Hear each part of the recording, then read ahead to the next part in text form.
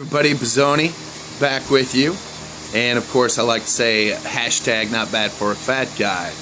And today I just wanted to tell you a little story, and this took place I was like 19, 20. I was about a year out of high school, and the other day I was out walking for my walk, and I came across this place, and it kind of brought back a lot of memories. And to make a long story short, I was about 19, 20 years old, and my parents came to me at the time, about 3 months after graduation. My parents came to me and they said they wanted to talk to me, and of course they talked to me, and they pretty much wanted me to get out of the house because I had graduated and I wasn't quite sure what I wanted to do with my life. And my mom says, we need to talk to you. And to make a long story short, she says, we're going to move you over to Cherokee with your sister Tammy. And so that next weekend they moved me over to Cherokee with my sister Tammy, and I ended up working at Hardee's for $3.75 an hour. And at that time I had met a girl from Cherokee, and we were dating, and we were considered boyfriend and girlfriend. And when I moved to Cherokee, I didn't know many people, and I was kind of scared, and I was kind of taken back by moving to Cherokee, but I did it anyway because you have no other choice when your parents come to you to tell you that, hey, we want you out of the house because we think you're fat and lazy, and we don't want you around no more, and we think it's time for you to get out. So my parents kicked me out of a happy home. So I moved over to Cherokee with my sister Tammy, and started working at Hardee's for about $3.75 an hour. And at that time, things weren't too bad, riding my bicycle everywhere, and things were going pretty good. And to make a long story short, to get to the present time about the story I wanted to talk about, there was a point in my life where my life was all about depression, and things weren't going very good in my life. And at the time I knew Jesus and I knew God, but things weren't going the way I wanted it to, and it's just stepping stones into your life where He wants to take you. So I wasn't really quite sure where my life was going, and I was depressed, and at the time my so-called girlfriend broke up with me, and that made matters even worse. So I had this plan that I was going to take my life. I was going to commit suicide. I wanted out of this world because I didn't want to be in this world anymore. I was 19, 20 years old at the time, driving a red Ford Escort, a 1984 Ford Escort, and it actually belonged to me and my girlfriend, who I had lived with at the time. We've got the loan together at the time. So that's what I drove around eventually. And so I'm driving around this Ford Escort, and that was my means of getting to work, because at the time I was living with my mom and dad again because I didn't have anywhere to live. So I had this all planned out. I worked that day. I remember I worked at Hardee's that day, and I worked from 11 to 7 that day. And I didn't tell anybody what I was going to do. And after work, I went to Alco at the time. Alco, it's just kind of like a Kmart or a Walmart, and I'm sure you know what Alco is.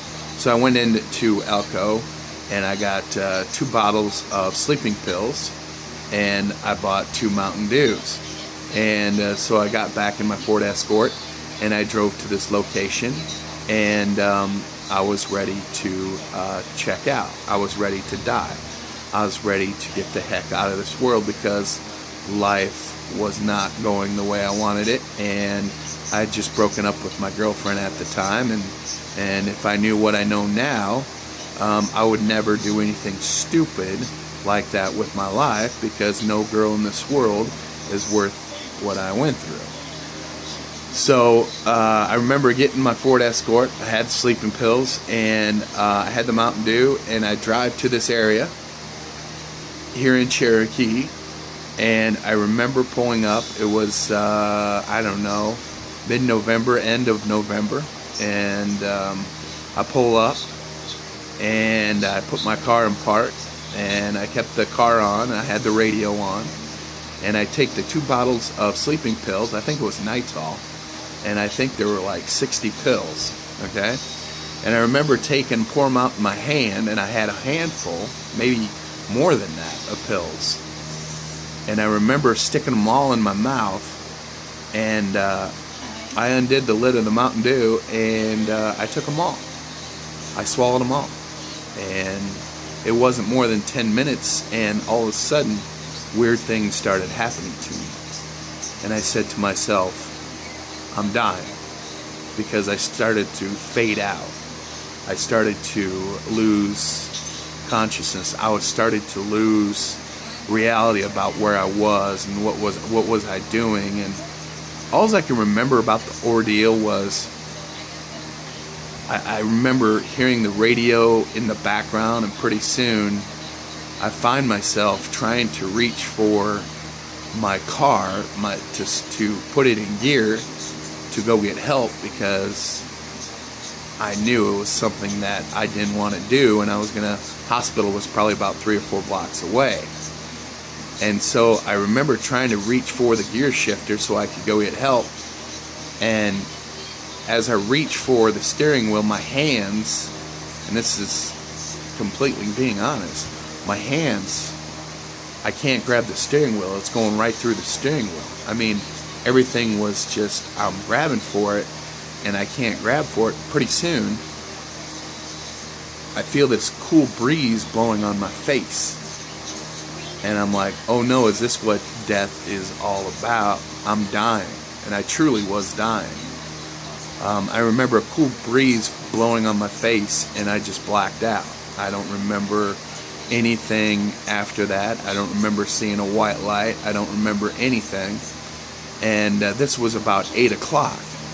And I remember all of a sudden I woke up, I look at my clock on my radio in my car, and it says, I don't know, maybe about 12:15, 12:30, something like that. And I remember my head is laid back against the back of the seat. And I remember seeing double, maybe triple. Everything was blurry. And I remember the radio's still on, the car's still running. And I'm trying to move, and I can't move. I'm trying to reach for the gear shifter so I can go somewhere, go home or whatever. And I can't move. And I'm thinking, what am I going to do? I don't know where I'm at. I don't know what I'm doing. All I know is that I took 2 bottles of Nytol, and I swallowed 60 pills of Nytol sleeping pills, and it should have killed me. But what we don't know is God is in charge. Jesus is in charge of our lives, and He has a plan for our lives. And it was my time to go. I would have went that night, because you just don't survive 60 sleeping pills. So to make a long story short, I laid there for about 15-20 minutes, and I'm thinking, boy, this would be appropriate time for maybe the police to show up so I could get help, because I can't move. And every time I try to move, I remember trying to grab for something, and I can't touch it. I was pretty much paralyzed from all the pills I took. So I just kind of sat there, and then pretty soon I started gaining my senses a little bit. And I started coming to a little bit, not much. And all I have to do is grab the shifter and put it in gear and drive and get help. But most of all, I was thinking to drive back to my parents' house in Aurelia, which is about 9 miles away from where I was. And all I can remember, I grabbed the shifter, put it in drive, and after that, it's just pretty much a blur. I remember driving through town here in Cherokee, and I remember everything blurry. I remember fire in the middle of the road. I remember seeing fire and people standing on the side of the road that weren't really there. I was hallucinating.